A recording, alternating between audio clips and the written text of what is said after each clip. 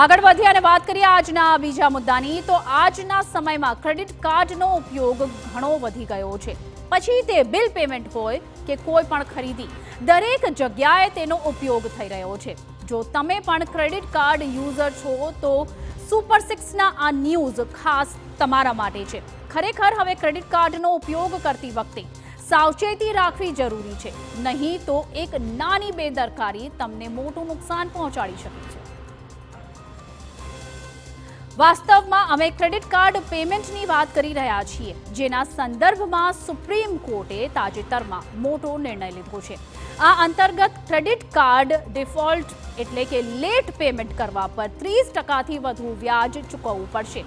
Supreme કોર્ટે તાજેતરમાં credit card penalty ફીને લઈને મોટો નિર્ણય લીધો છે અને આ અંતર્ગત સુપ્રીમ કોર્ટે national consumer disputes redressal commission એટલે કે NCDRCના 2008ના આદેશને પલટી નાખ્યો છે, જેમાં ક્રેડિટ કાર્ડ બિલની ચૂકવણીમાં વિલંબ થવા પર માત્ર 30% વ્યાજ વસૂલવાનો નિર્ણય લેવામાં આવ્યો હતો। પરંતુ હવે સુપ્રીમ કોર્ટે આ મર્યાદાને નાબૂદ કરી છે અને બેંકોને ક્રેડિટ કાર્ડ ડિફોલ્ટર્સ પાસેથી ઊંચું વ્યાજ વસૂલવાની મંજૂરી આપી દીધી છે।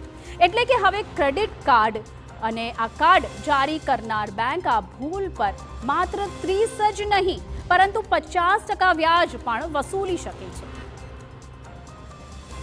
તેનો સ્પષ્ટ અર્થ એ છે કે જો તમે ક્રેડિટ કાર્ડનો ઉપયોગ કરીને બિલની ચૂકવણી કરો છો અથવા કોઈ પણ ખરીદી કરો છો તો તમારા ફોનમાં અને મનમાં બિલ ચૂકવવાનું રિમાઇન્ડર રાખો।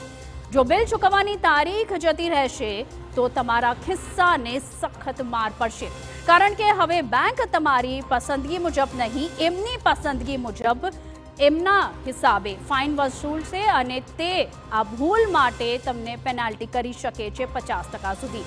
અહીં નોંધનીય છે કે જ્યારથી NCDRC દ્વારા 30%ની મર્યાદા લાદવામાં આવી ત્યારથી તમામ ક્રેડિટ કાર્ડ જારી કરતી બેંકો તેને હટાવવાની માંગ કરી રહી હતી અને આ મામલે સુપ્રીમ કોર્ટનો દરવાજો ખટખટાવ્યો હતો, સંપર્ક કર્યો હતો અને બેંકો દ્વારા એવી દલીલ કરવામાં આવી હતી કે 30%ની મર્યાદા નક્કી કરવામાં આવી હોવાને કારણે તેઓ ક્રેડિટ કાર્ડ ડિફોલ્ટર્સ સાથે અસરકારક રીતે વ્યવહાર કરવામાં સક્ષમ નથી।